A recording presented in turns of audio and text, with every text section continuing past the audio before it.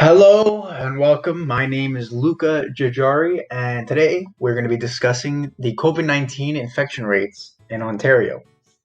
Using graphs that I got from Health Canada, we're going to be basically using them to see the graphical trends that occur throughout the year, and we're going to be exploring basically the reason why those graphical trends occur due to things such as lockdowns, ease of restrictions, enforcement of restrictions, etc.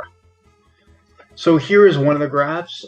This is more general, and it's the COVID-19 infection rates from day 0 to day 400, which is basically today.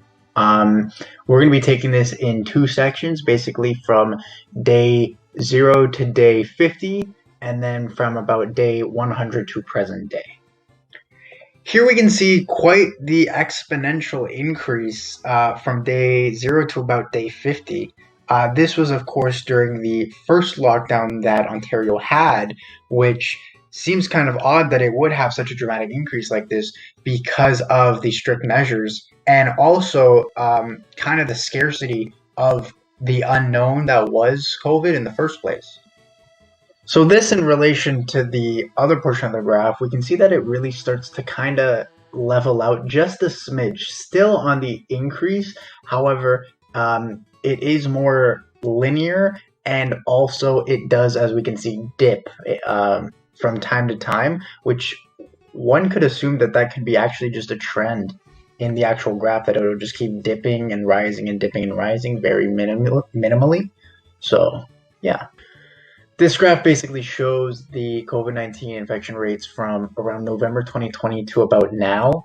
As we can see, from around the end of January to around the end of March, the infection rate dropped quite a bit.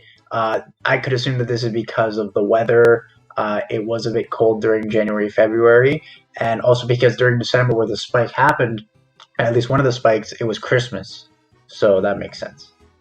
So in summary, we can see that lockdowns do work, however, not to the fullest extent that people perceive them to work as. Of course, we know that people do indeed break the rules and things do happen, which can drive the cases up or down. Things like holidays, things like weather changing. So although the lockdowns do help keep the infection rate low, it's not as big of a help as people think. However, the best we can do is just follow instruction and try to minimize the amount of rule breaking that we are doing and just stay as healthy as possible. And I think the graphs will speak for themselves that if we really try, the infection rate can go down significantly.